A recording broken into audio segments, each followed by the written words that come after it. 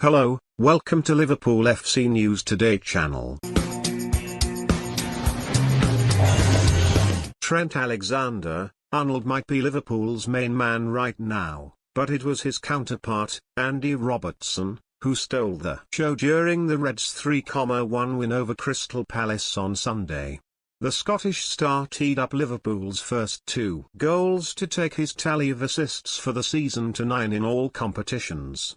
While Robertson turned in a stunning performance against the Eagles, the flying full-back was ably assisted by academy graduate Curtis Jones.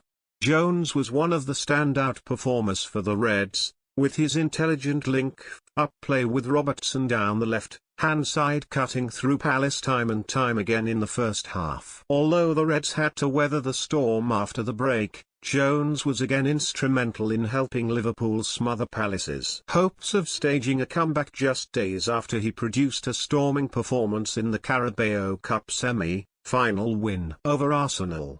After a string of impressive cameos since he returned to the side, it's time for Jones to follow in the footsteps of Alexander-Arnold in order to properly nail down a permanent berth in Jurgen Klopp's midfield.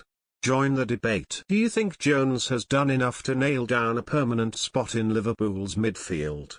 Let us know here. Since breaking into the team under Klopp back in 2017, Alexander-Arnold has quickly evolved into one of Liverpool's most important players due to his stunning offensive returns from right back.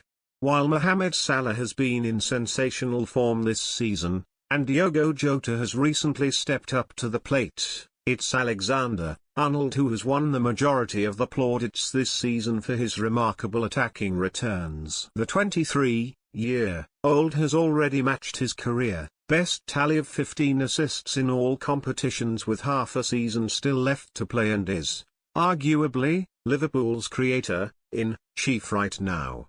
While nobody is expecting Jones to clock up those sorts of numbers straight away, adding goals and assists on a consistent basis is the natural next step for the England youth international.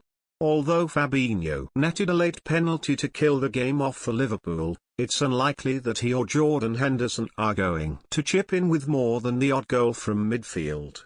Therefore, if he wants to become a permanent fixture in the engine room at Anfield, it's likely the goal-scoring burden will fall to Jones. He's already proven that he's capable of doing so, too.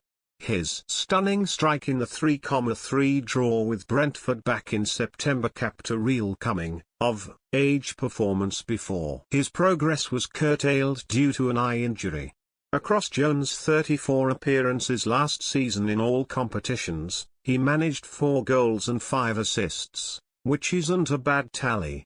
But if he is to seize the midfield slot that's still up for grabs following Gini Wijnaldum's departure, he needs to bump up those numbers. Against Palace, Jones was highly effective drifting into pockets of space to drive Liverpool up the pitch. As well as nailing a 90% pass completion rate, the youngster created 3 chances in the match, more than any other Reds player. It's clear that he possesses all the required attributes to save Klopp and FSG from shelling out on a permanent successor to Wijnaldum in the summer. Something that Klopp alluded to when he sang Jones' praises at the weekend.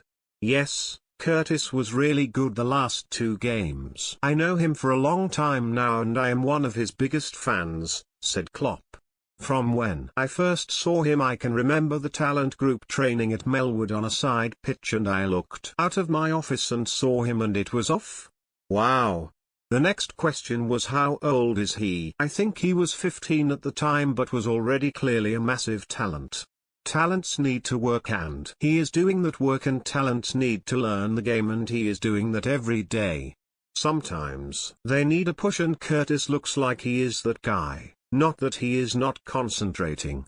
It is a proper response and if his response is like this then absolutely fine.